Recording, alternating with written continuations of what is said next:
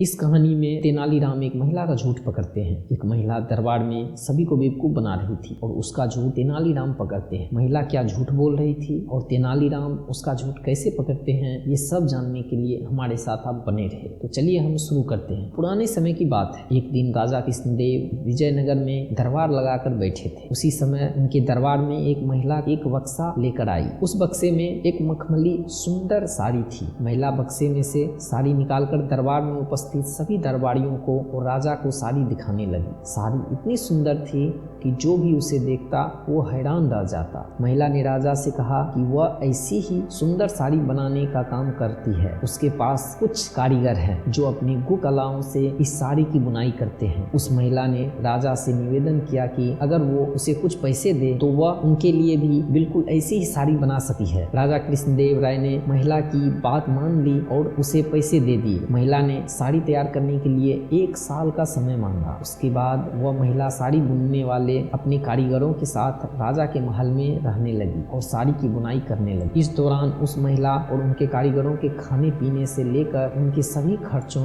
राजमहल की उनकी सभी खर्चे राजमहल ही उठाता था। इसी तरह 1 साल का समय बीत गया। उसके बाद राजा ने अपने मंत्रियों को उस साड़ी को देखने के लिए उस महिला के पास भेजा। जब मंत्री कारीगर के पास गए तो वह देखकर हैरान रह गए, क्योंकि वहाँ 2 कारीगर बिना किसी धागे या कपड़े के कुछ बुन रहे थे। मंत्री ने उस महिला से पूछा कि ये कारीगर क्या कर रहे हैं। तभी महिला ने बताया कि उसके कारीगर राजा के लिए साड़ी बुन रहे हैं, लेकिन मंत्रियों ने कहा कि उन्हें कोई साड़ी दिखाई नहीं दे रहा है। तभी महिला ने कहा कि यह साड़ी सिर्फ वही लोग देख सकते हैं जिन्होंने आज तक कोई भी पाप न किया हो और जिसका मन पूरी तरह से साफ हो। उस महिला के मुंह से ऐसी बात सुनकर राजा के मंत्री बहुत ज्यादा परेशान हो गए। उन्होंने बहाना बनाते हुए उस महिला से कहा कि उन्होंने वह साड़ी देख ली है और वो वहां से चले गए। राजा के पास वापस आकर मंत्रियों ने कहा कि महाराज, हमने वह साड़ी देख ली है और वह बहुत ही सुंदर है। अपने मंत्री की बात सुनकर राजा काफी खुश हुए। अगले दिन उन्होंने उस महिला को वह साड़ी लेकर दरबार में हाजिर होने का आदेश दे दिया। वह महिला एक बक्सा लिए हुए अपने कारीगरों के साथ अगले दिन दरबार में आ गई। उसने दरबार में बक्सा खोला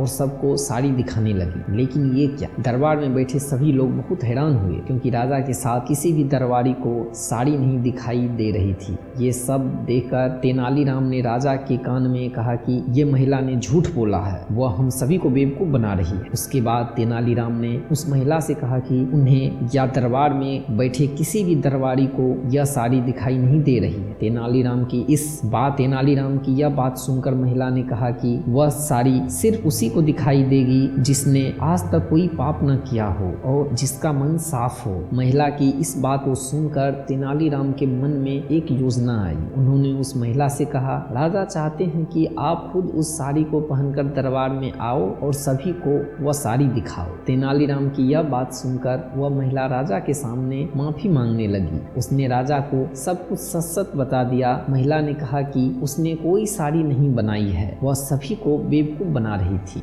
उस महिला की बात सुनकर राजा को बहुत गुस्सा आया। उन्होंने उसे जेल में डालने की सजा सुनाई, लेकिन जब उस महिला ने बहुत विनती की तो राजा ने उसे छोड़ दिया और माफ करके उसे जाने दिया। साथ ही राजा ने तेनालीराम की चतुराई की तारीफ भी की। तो इस वीडियो से हमें यही सीखने को मिला कि आप चाहे कितनी भी कोशिश क्यों न कर लो, लेकिन झूठ ज्यादा दिनों तक छिपाया नहीं जा सकता। एक न एक दिन सच्चाई सबके सामने आ ही जाती है, इसलिए हमें कभी भी झूठ नहीं बोलना चाहिए। अगर आपको हमारी कहानी अच्छी लगी हो तो अपने दोस्तों के साथ भी शेयर कीजिए और कमेंट में जरूर बताइए कि कैसी लगी। हमारे इस चैनल को सब्सक्राइब जरूर कर ले। धन्यवाद।